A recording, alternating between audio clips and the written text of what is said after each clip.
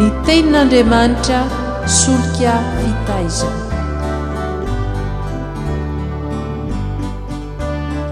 Fandaharana atolotry ny radio teny fiainana miaraka amin'ny fikambanana hira sy filazantsara.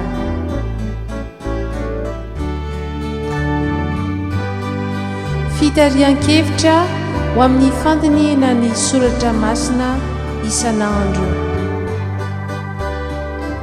Fa tsy menatra ny filazantsara ao fa herin'Andriamanitra ho famonjena izay rehetra mino izany.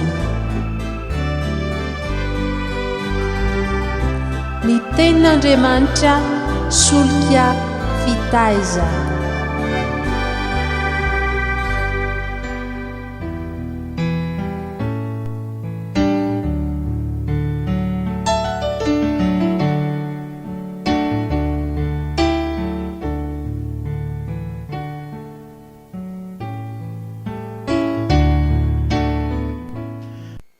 Dia faly mandrakariva izahay miarabanareo havana manaraka ity fandaharana ny tenin'Andriamanitra solika fitaiza ity eto amin'ny radio teny fiainana. Mirary hatrany ny fahasoavan'ny tompo irotsaka tsy tapaka amintsika rehetra ho voninahitry ny anarany masina. Andriamanitra no tompo no loha ivi-dehibe na renin-kevitra mbanjintsika mandritra ity herinandro manontolo ity. Ary amin'ity andro zoma 4 novambra ity dia ifantohantsika manokana ny amin'ny hoe Andriamanitra tompo manamasina ny olony. Andriamanitra tompo manamasina ny olony. Manamasina ny olony izy satria sari-piaro amin'ny voninahiny, sady sari-piaro koa amin'ny fitiavany ny olona izay noraisiny ho an'ny tenany. Ary tsy manadino ny fikasany hatramin'ny voalohany ny hamorona olona izay hanana ny endriny sy ny tarehiny izay midika hoe manana ny toetra n'Andriamanitra. Koa dia ny famasinana indrindra no tondroina amin'izany ka hanamasinan'Andriamanitra ny olony. Tsy hafenina fa antondresaka manahirana sasany ihany ny mikasika ny fahamasinana satria mahatsiaro ny tsy fahatanterahana mampanota azy izy. Koa raha azo atao dia tsy aloveo izy mba apetraka ao amin'Andriamanitra ihany zany resaka zany satria isika tsy hahatratra naoviana ny fenitra izay takin'ny fahamasinana ka tadiavin'Andriamanitra amintsika. Misy kosa nefa ny haika izay ataon'Andriamanitra manoloana izany dia ny hoe ny zanako sy ny asan'ny tanako dia aoka ho adidiko ihany, araka ny Isaia 5:1-12.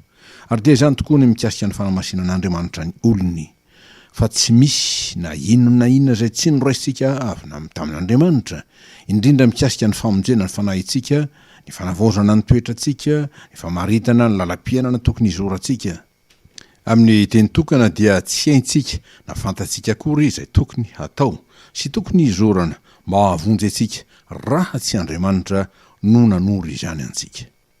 Ndreny hanatony an'i Jesosy sy ny hino azy, satria voalazan'ny soratra masina moa fa izay mino ny zanaka manana fiainana mandrakizay, araka ny Jana 4:9-10 dia tsy vitantsika ny hanatony azy raha tsy nohony fahasoavan'Andriamanitra. Araka ny teny Jesosy manao hoe tsy misy olona mahay manatona ahy raha tsy taon'ny ray izay naneraka ahy. Jana 4:4-20. Fa Andriamanitra no miasa sy manao ny zavatra rehetra mba hahafantarantsika azy, ary izy koa no mampahery antsika amin'ny finoantsika sy miazona antsika mba hahazona ny finoana hatramin'ny farany. Hoy Paoly apôstôly amin'izany, fa Andriamanitra no miasa ao anatinareo na ny fikasana na ny fanaovana hahatanteraka ny sitrapony. Araka ny Filipiana 2:7-12. Ny anjara sy safiditsika manoloana izany dia ny manaiky ny tompo sy mametraka ny fitokisantsika amin'ny fitondrany, satria fitondran'Andriamanitra izany. Raha lazaina amin'ny teny tsotra, ny fanamasinana ny olona dia asan'Andriamanitra tanteraka fa tsy avy amin'ny ezaka ataon'ny olona. Amin'izany dia marina sy tandrify indrindra ny voalazan'ny soratra masina manao hoe fa fahasoavana no namonjena anareo amin'ny finoana, ary tsy avy aminareo zany fa fanomezana avy amin'Andriamanitra, araka ny Efesiana 2:2-5, mba ankalazantsika ny anarany ao amin'i Jesosy Kristy ilay tompo sy mpanefa ny finoana. Arak'izany dia asan'Andriamanitra zay raisina sy toavina amin'ny finoana ny fanamasinana antsika mba hananantsika anjara lova ao amin'ny fanjakany be voninahitra sady tsy levina mandrak'izay. Tian'Andriamanitra mpahafantarina antsika ry havana fa vonina izy ny hiahantsika, vonina izy ny sahirana mba hananantsika ny fahamasinany, satria fantany loatra ny tsy fahatanterantsika sy ny fahalemetsika. Ka nomezany toky manao hoe ampo anao ny fahasoavako fa ny heriko, ary eto dia ny hery entina hanamasinana antsika sy ny fiainantsika, ny heriko dia tanterahana amin'ny fahalemenao izy. Korintiana 2:20 zany.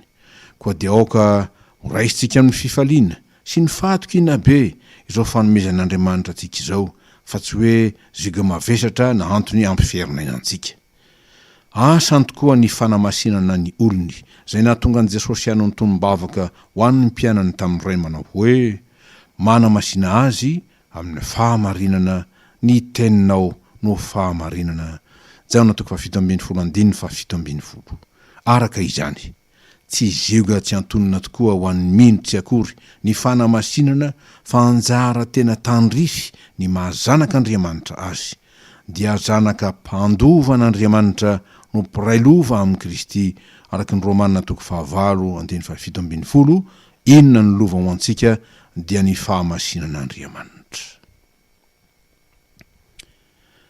Inona ny planin'Andriamanitra momba ny fanamasinana ny olona? Izany dia azo fintinina toy izao manaraka izao.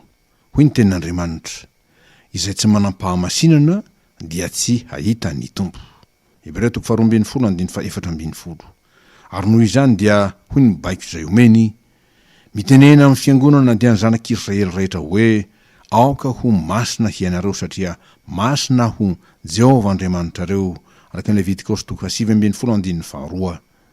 Koa raha mitady fahamasinana ianao ry havako mba hahitan'ny tompo dia matokia an' Jesosy ary miraisa aminy, fa voasoratra hoe fa satria nalay-panahy ny tenany tamin'ny fahoriana nentiny dia mahavonjy izay alay-panahy koa izy. Hebreo 2:2-20.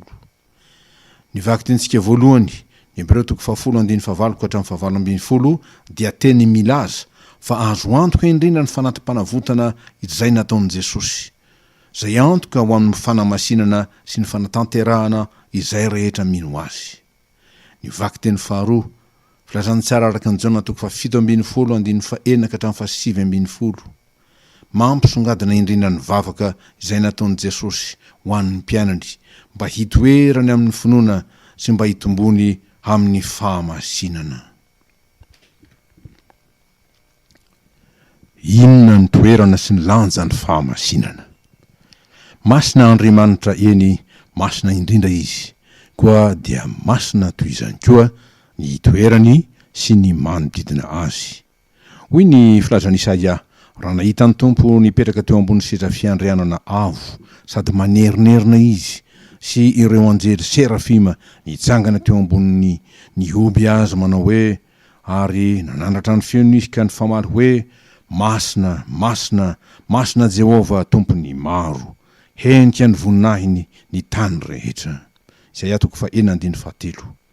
Ny voninahitry ny Mahandriamanitra azy indrindra no niseho teo dia ny fahamasinany mahatompo azy, ka nampidaraboka an Isaia hanao hoe lozako, maty aho, fa lehilahy maloto-molotra sady ato amin'ny firenena maloto-molotra no hitoerako, fa ny mpanjaka dia Jehova tompony maro no efa hitany masoko. Isaia 1:5. Ary satria izay nantsoin'Andriamanitra dia nataony ho iray antoka aminy sy hitovy toetra aminy, dia hoy izy, amin'izay akaiky ahy no isehoko ho masina. Levitikos 10:7. Ny hevitra zany, izay te hifandray akaiky amin'ny tompo sy hanana firaisina aminy dia tsy maintsy mitafy fahamasinana. Ny tsy masina dia tsy afaka ahita an'Andriamanitra ary tsy ahazaka raha teo ny ahita azy, fa voasoratra hoe ny madio no sehonao fa madio, ary ny mpiolakolaka kosa no sehonao fa lalitsaina, araka ny Salamo 8:20-20. Dia toraka izany, ny fahamasinana no toetra maizy azy ny fanjakan'Andriamanitra. Koa izay masina no tafiditra ao, araka ny voasoratra hoe iza no hiakatra ny tendrombohitra Jehova, ary iza no hitoetra ao amin'ny fitoerany masina. Izay madio tanana sy mahitsy fo, izay tsy manandratra ny fanahiny ho amin'ny lainga na mianina hamitaka. Salamo 4:4. Inona rehefa zany no mahamasina ny olon'Andriamanitra? Inona ny ezaka ataony? Misy ve ny fomba sy fietsika manokana takina mba hanana ny fahamasinana? Ny marina dia tsy endrika miseho ivelany ny fahamasinana fa toetra n'Andriamanitra zay omeny ny zanany ary ny zanany rehetra. Azo tika tsara ny Janona 2:12 hoe izay nandray azy dia nomeny hery ho tonga zanak'Andriamanitra, adika hoe nomeny fahamasinana dia ny fanahy masina sy ny toe-panahy araka n'Andriamanitra. Dia toy inona sy manao ahoana ary no atao hoe olona manam-pahamasinana? Voalohany, olona voatokana ho an'Andriamanitra na natokan'Andriamanitra ho azy, ka tsy miaro amin'ny ratsy fa miaro ny tenany tsy ho voaloto, dia atondrotsika mahafehy izany. Ny Korintiana 2:4-7 manao hoe amin'ny anaran'ny Tompo, aza mety asiana zigo tsy antonona anareo ikambanana amin'ny tsy mino, fa inona no iraisan'ny fahamarinana sy ny fahotana, ary inona no iombonan'ny mazava sy ny maizina, ary inona no ifanarahan'i Kristy sy Beliala, Satana io, ary inona no iraisan'ny anjara mino sy ny tsy mino, ary inona no ikambanan'ny tempolin'Andriamanitra amin'ny sampy. Fa isika no tempolin'Andriamanitra velona, araka ny nataon'Andriamanitra hoe honina eo aminy sy andeha eo aminy, ary ho andriamaniny haho, ary izy ho oloko. Koa mivoa eo amin'ny ianareo ka misara aminy ho Jehova, ary aza manendry zay zavatra tsy madio, ary izaho handray anareo, ary ho rainareo aho, ary ianareo ho zanako lahy sy ho zanako vavy, hoy Jehova tsy toa.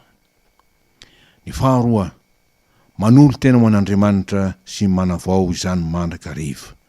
Araka ny soratan'ny Paoly apôstôly manao hoe, koa amin'izany mangataka aminareo rala noho ny famirapon'Andriamanitra mba hatolotrareo ny tenanareo ho fanatitra velona, masina, sitrak'Andriamanitra, dia fanimpopana mety ataonareo izany, ary aza manaraka ny fanaon'izao tontolo izao fa miova amin'ny fanavaozana ny saina, hamantaranareo ny sitrapon'Andriamanitra dia izay tsara sady ankasitrahana no marina, araka ny Romana 12:12.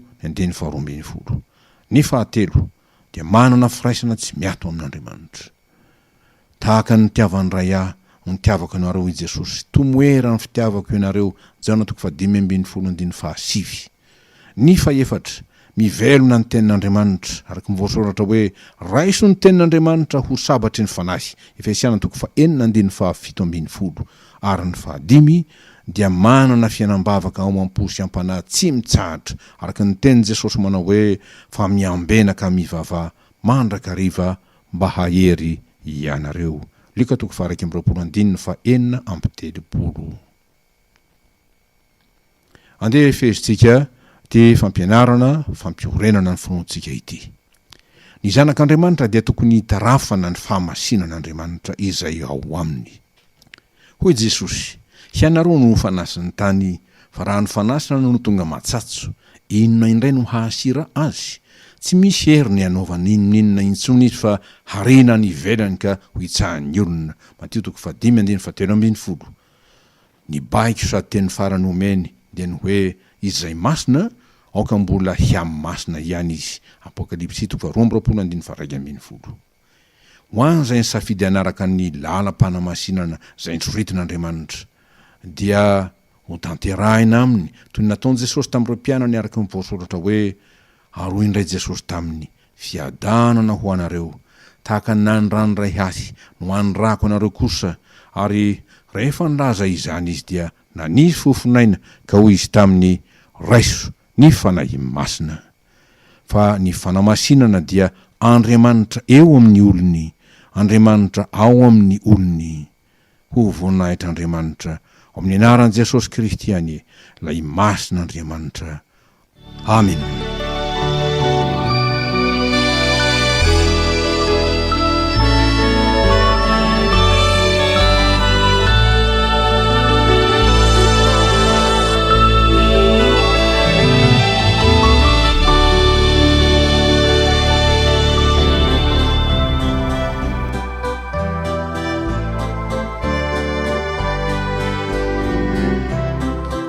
tenin'Andriamanitra solika fitaiza.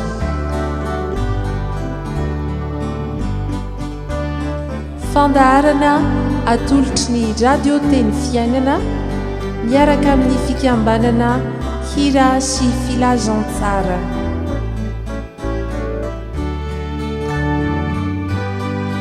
Fitarian-kevitra ho amin'ny fandiniana ny soratra masina isan'andro.